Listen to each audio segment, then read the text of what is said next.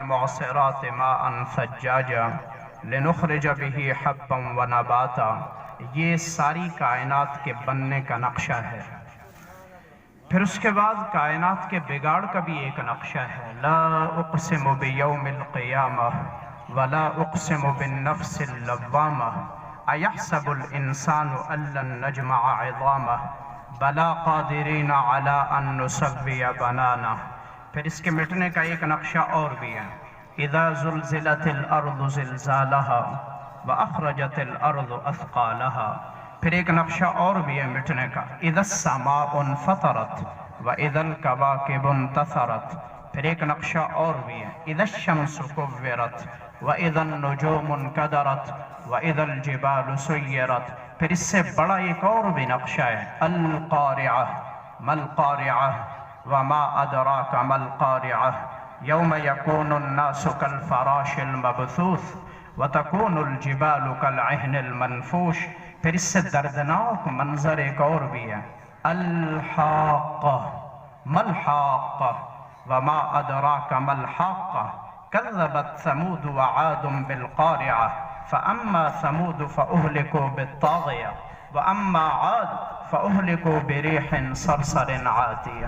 میں اپنی نہیں کہہ رہا، یہ میرے اللہ نے کائنات کو بنایا، بسایا، پھر اس کے بعد مٹا دیا.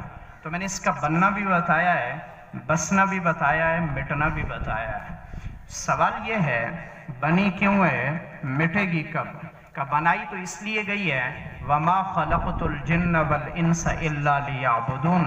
بنایا اس لیے ہے کہ میری مان کے کائنات میں زندگی گزارنا. دو دلہے ہیں پوری کائنات کے، ایک جن دوسرا انسان. یہ کائنات کے دو دلہے. جب اللہ کائنات کو توڑے گا تو سب کچھ کو مٹی کر کے ان دو کو اللہ صف میں کھڑا کر کے ان سے حساب لے گا. فرشتوں کو مار کے مٹا دے گا، زمین کو ریزہ ریزہ کر دے گا، آسمان کے تختے کھول کے مٹا دے گا، پانیوں کو آگ لگا کے ختم کر دے گا. ساری کائنات کو مٹا کے ان دو کو اللہ صف میں کھڑا کر کے حساب لے گا. تو یہ دو اس کائنات کے دلہے ہیں. انہیں اللہ کہہ رہا ہے وَمَا خَلَقْتُ الْجِنَّ وَالْإِنسَ إِلَّا لِيَعْبُدُونَ. ساری کائنات تمہارے لیے بنائی ہے، پر تمہیں اس لیے بنایا کہ میری مان کے زندگی گزارنا. اگر میری مان کے زندگی گزارو گے تو کائنات کا ذرہ ذرہ تمہاری چاہت کے تابع کر دوں گا، اور اگر میرے خلاف چلو گے تو اس کا ذرہ ذرہ تمہاری چاہت کے خلاف چلا دوں گا. پوری دنیا کو اللہ نے 4 چیزوں سے بنایا ہے. میں کوئی بات سمجھانا چاہ رہا ہوں میرے عزیزوں، میں خطیب نہیں ہوں، واعظ نہیں ہوں. اللہ کے لیے میری کہی کچھ سینے پہ لکھنے کی کوشش فرمائیں. اللہ نے ساری کائنات کو 4 چیزوں سے بنایا ہے: آگ، پانی، مٹی، ہوا. جب اس کائنات کا دلہا بنانے والے کی مان کر چلتا ہے تو ان چاروں کو اللہ اس دلہے کے اشارے کے تابع بنا کے چلاتا ہے. اور جب اس کائنات کا دلہا باغی بن کے چلتا ہے تو پھر آگ بھی اس کے خلاف، پانی بھی اس کے خلاف، ہوائیں بھی اس کے خلاف، پھر مٹی بھی اس کے خلاف. یہ چاروں عناصر اس کے خلاف چلتے ہیں. جب یہ مان کے چل رہا تھا تو چاروں اس کی کہی مان کے چل رہے تھے. سیدنا عمر بن خطاب میرے نبی کی مسجد میں بیٹھے، ایک آدمی دوڑتا ہوا ہے کہ یا امیر المؤمنین. امیر المؤمنین سب سے پہلے حضرت عمر کو کہا گیا ہے، اس سے پہلے کسی کو نہیں کہا گیا. حضرت ابوبکر کو کہا جاتا تھا خلیفۃ الرسول، کہ یہ اللہ کے نبی کا خلیفہ ہے. تو جب حضرت عمر خلیفہ بنے تو یہ چونکہ اللہ کے نبی کے خلیفہ تو نہیں تھے، وہ تو حضرت ابوبکر کے خلیفہ تھے. تو انہیں کہا جانا تھا خلیفۃ الرسول، نبی کے خلیفہ کا خلیفہ. تو یہ بات بڑی لمبی ہو جاتی. تو حضرت عمر اس پہ پریشان تھے کہ یار اتنی لمبی کہتے ہو، یا خلیفۃ الرسول، انہوں چھوٹا کرو. ہمارے ہاں لقب لگانے پہ خوشی ہوتی ہے. اشتہار والوں کے پاس جائیں، پرانے زمانے میں لقب لگانے کے لیے بڑی محنت کرنی پڑتی تھی. پوری دنیا میں شیخ الاسلام کہا جاتا تو ایک آدمی تھا، حسین احمد مدنی. پھر پوری دنیا میں شیخ الاسلام کہا جاتا ایک آدمی تھا، شبیر احمد عثمانی. اب تو ہمارے یہاں آسان ہو گیا ہے، میں شیخ الاسلام، قاری صاحب بھی شیخ الاسلام، سارے ہی شیخ الاسلام بن گئے. اب تو سوکھا ہو گیا ہے. اب تو اشتہار والے کہتے ہیں مولی دنا سانو دے جاؤ، لقب اسی آپ پہ لال ہے. علامہ ایک بہت بڑی مسند ہے. میں اس کے پاؤں کی گرد کے اثرات کو بھی نہیں پہنچ سکتا ہوں. اور میرے نام کے ساتھ بھی لگا ہے علامہ. علامہ علیم سے ہے. اس کا مطلب یہ ہے جسے اللہ نے 70 علوم پہ مہارت دی ہو. میں نے چوتھے مسئلے کا پتہ کوئی نہیں. تو عمر ناراض ہو رہے ہیں، یار اتنا لمبا کرتے ہو اسے چھوٹا کرو.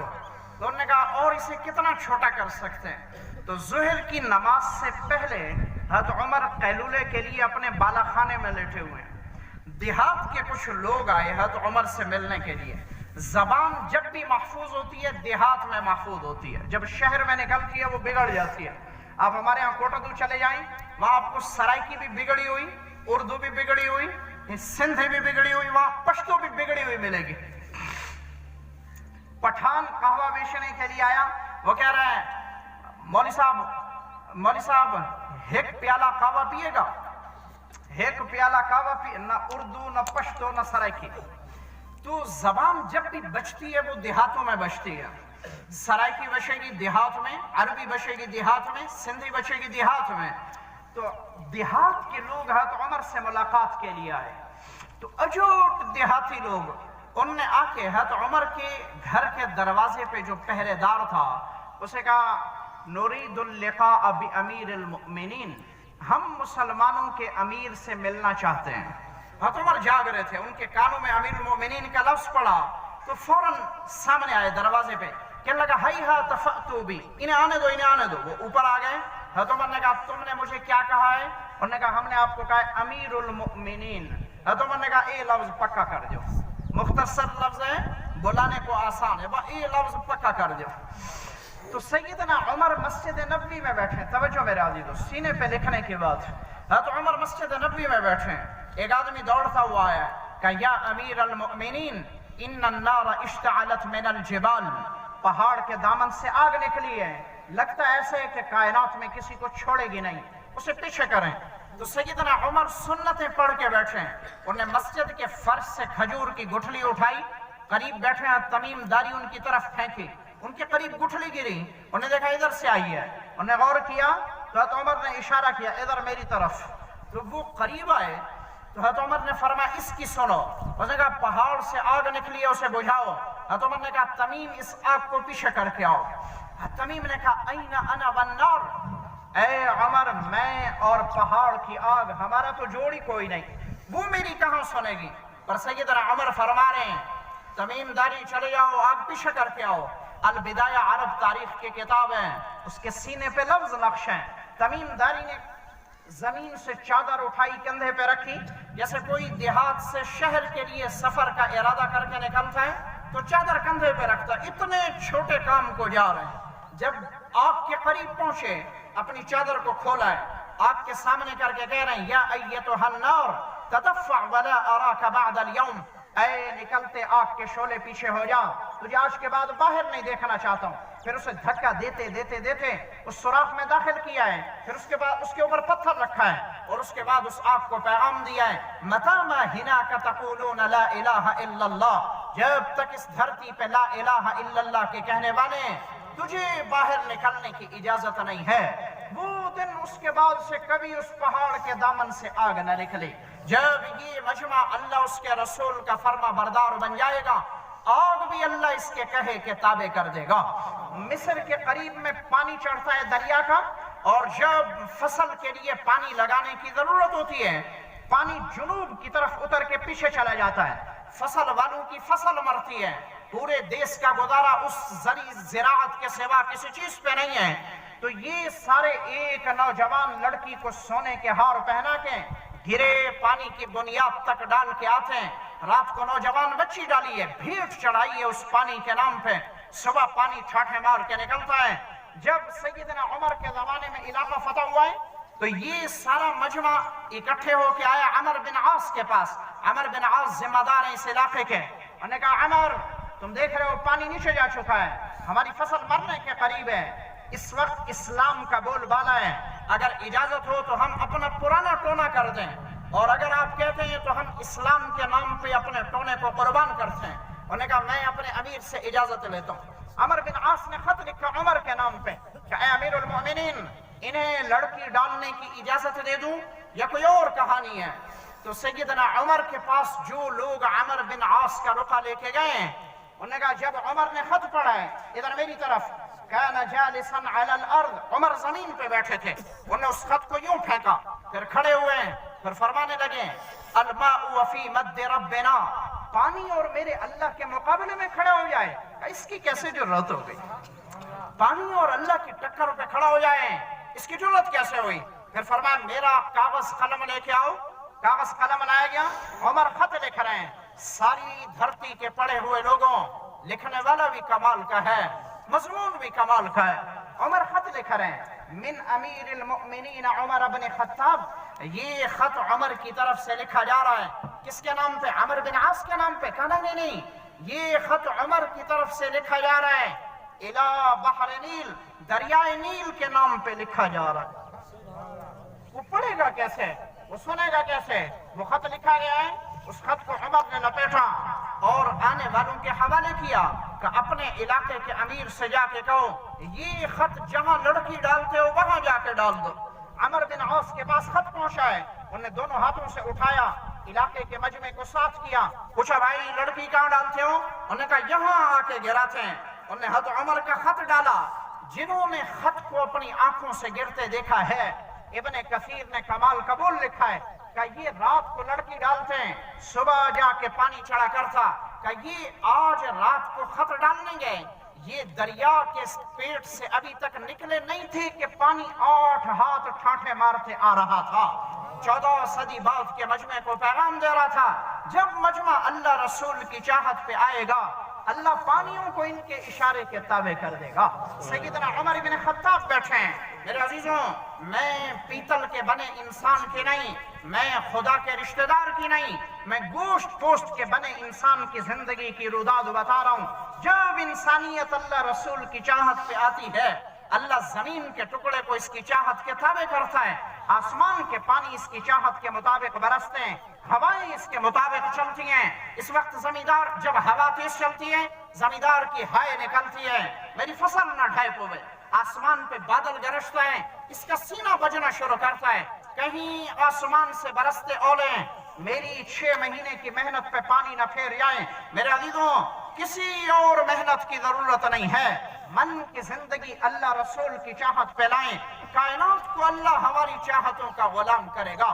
پوری دنیا، پوری کائنات کا مجمع بیچارہ پریشان ہے، اپنی حسرتیں اپنے سینے میں لے کے مارے جا رہے ہیں، کبھی رشتوں کے دلدل میں پھنسا ہے کہ اللہ نے بیٹیاں دی ہیں جوڑ کا رشتہ کوئی نہیں، کبھی بیماریوں کے چکر میں پھنسا ہے کہ اس ڈاکٹر کو دکھایا اسے دکھایا پر کائنات میں اس کا علاج کوئی نہیں، کبھی قرضوں کے دلدل میں پھنسا ہے، کبھی رشتہ داروں کی مخالفت کے چکروں میں پھنسا ہے۔ میرے رب کی قسم جس دن مجمع اللہ رسول کی چاہت پہ آئے گا اللہ اس مجمع کے نکلنے کی راہیں آسان کرے گا۔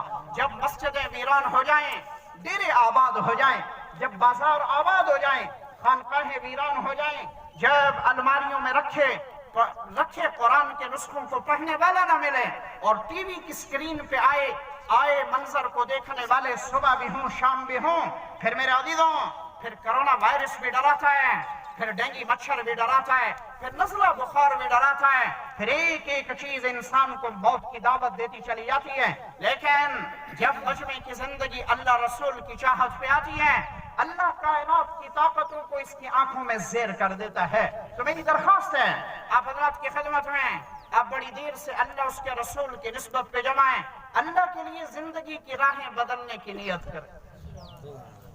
جو چیز جہاں گم ہوا کرتی ہے وہیں سے ملا کرتی ہے۔ کراچی میں گم ہونے والی چیز اسلام آباد کے سینے سے نہیں مل سکتی ہے۔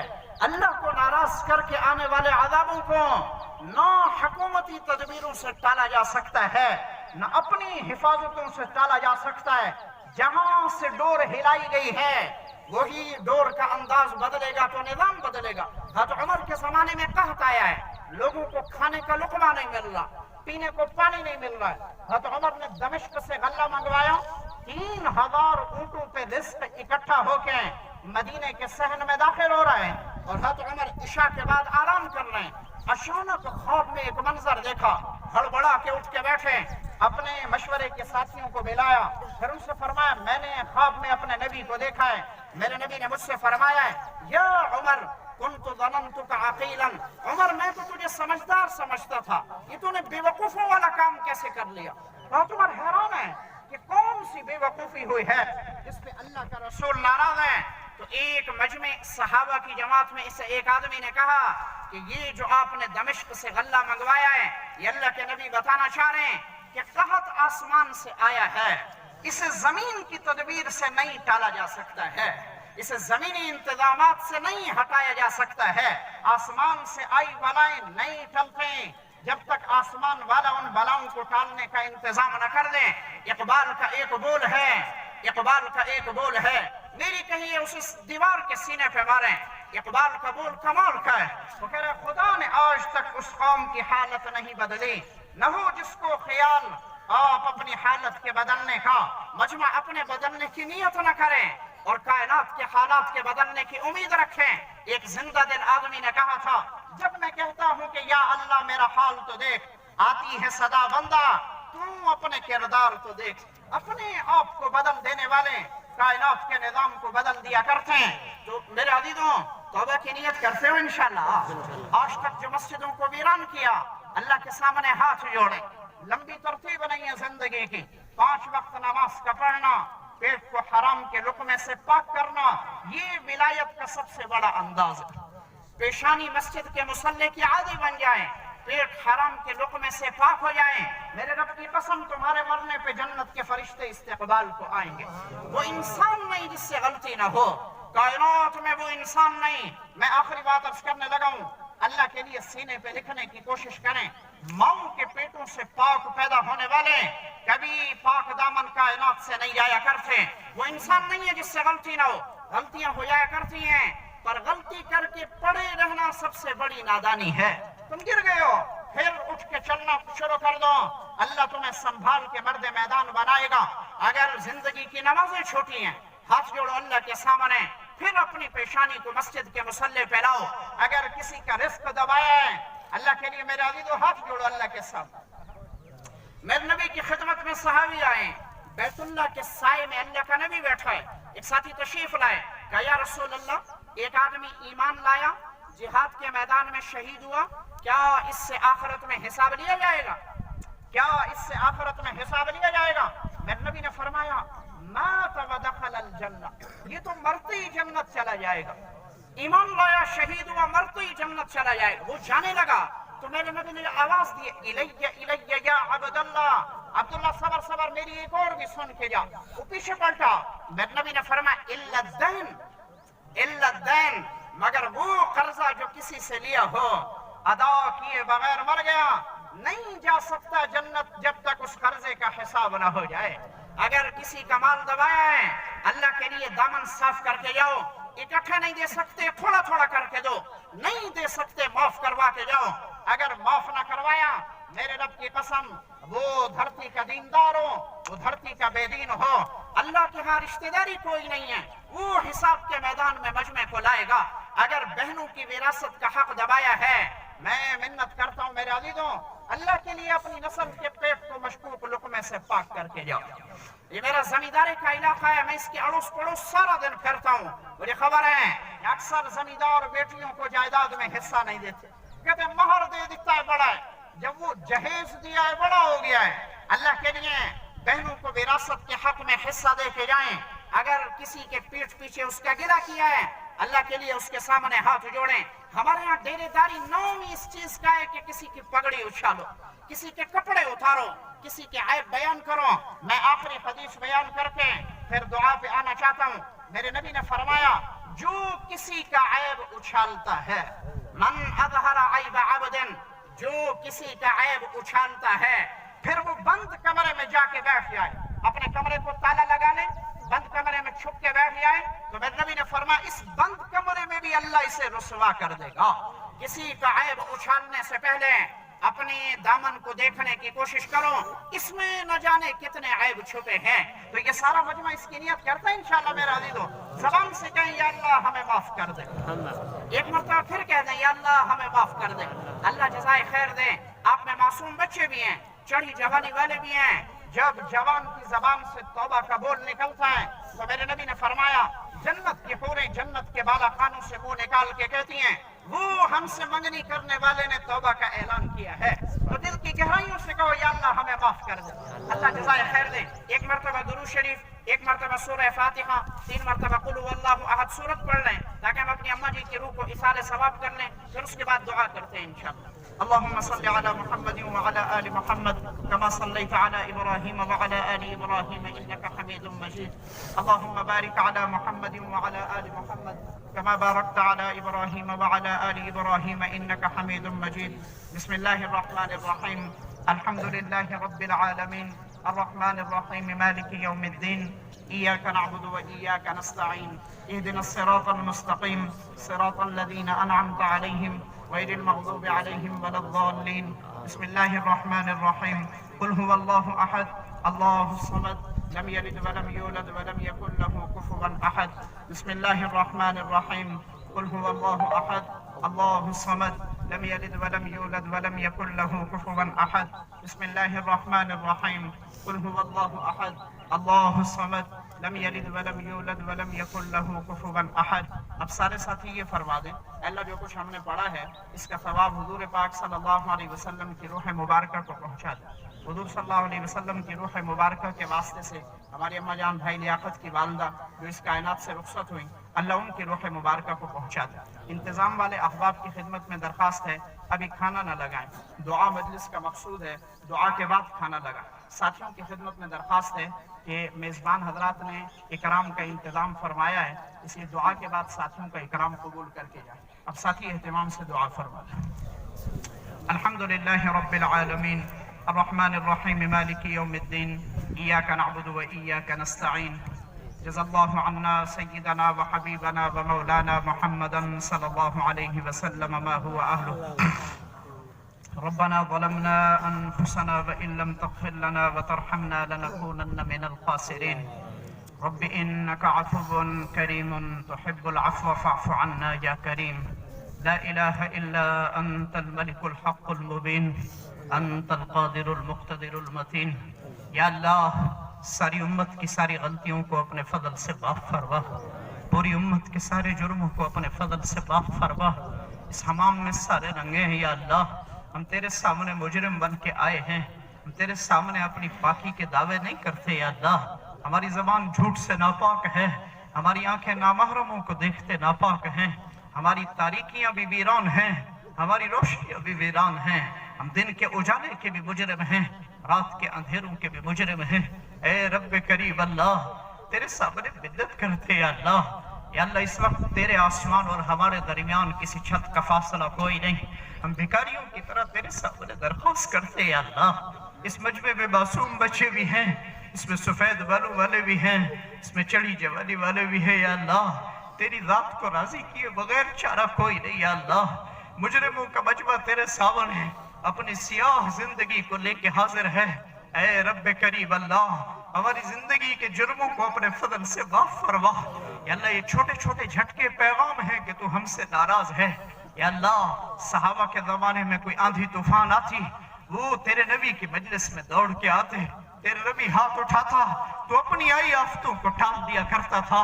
اے رب کریم اللہ آج ہم اس کیفیت میں ہیں یا اللہ تجھے ہم تیرے نبی کا واسطہ دے سکتے یا اللہ، تجھے تیرے نبی کی رات کی تاریکیوں میں نکلے آنسوں کا واسطہ یا اللہ، تجھے ابوبکر کے جسم پہ آئے ٹاٹ کے لباس کا واسطہ، تجھے عمر کی عدالت بھری زندگی کا واسطہ، تجھے عثمان کے قرآن کے صفوں پہ گرے پاکیزہ خون کے قطروں کا واسطہ، تجھے علی کی شجاعت بھری زندگی کا واسطہ، تجھے حسین کے پاکیزہ خون کا واسطہ، تجھے عائشہ فاطمہ کے پاکیزہ دوپٹے کا واسطہ. پوری امت کے حال پہ رحم فرما یا اللہ. زمین آسمان کے بدلے تیور بتا رہے ہیں کہ تو ہم سے ناراض ہے، تو اپنی ناراضگی میں حق پہ ہے یا اللہ. جب باپ اولاد کے درمیان نفرتیں پڑ جائیں، جب میاں بیوی کے درمیان نفرتیں پڑ جائیں، جب طلاق کی شرح 97% کے قریب چلی جائے یا اللہ، جب گھر گھر نفرتوں کی کیفیت ہو، جب چھوٹوں کے ہاتھ بڑوں کے گریبان میں ہو، جب بیٹیاں رات کی تاریکیوں میں ماں باپ کی عزتوں کو دھکا دے کے آشناؤں کے ساتھ بھاگتی ہوں. جب مچھر جیسی قوم بھی اللہ، مچھر جیسی مخلوق بھی دنیا کی انسانیت کو تڑپا دے، جب کرونا جیسے ذرات بھی کائنات کی انسانیت کی زندگی کا نظام درہم برہم کر دیں، پیغام ہے یہ سب کہ تو ہم سے ناراض ہے، تو اپنی ناراضگی میں حق پہ ہے یا اللہ، تو اپنی ناراضگی میں حق پہ ہے یا اللہ. ہم نے رمضان کے سوا تیرے قرآن کو دیکھا تک نہیں یا اللہ. ہم جمعے کے نوازی، ہم نے مسجدوں کے مصلے ویران کیے. اگر ہم مسجدوں کے مصلے پہ آئے تو ہم نمازی بھی تھے، ہم حاجی بھی تھے، پر ہم نے روزوں لوگوں کا رزق دبایا، تیری مخلوق کا حق مار کے کھایا. یا اللہ ہم مجرموں کی لائن میں اپنے آپ کو کھڑا کر کے تجھے بدعت کرتے یا اللہ، تو اپنی رحمت سے پوری امت کے حال پہ رحم فرما. لا علاج بیماروں کو شفا نصیب فرما. ہسپتال کی چارپائیوں پہ ایڑیاں رگڑ کے مرنے کے بجائے عافیت کی زندگی نصیب فرما. یا اللہ یا اللہ یا اللہ یا اللہ، اولاد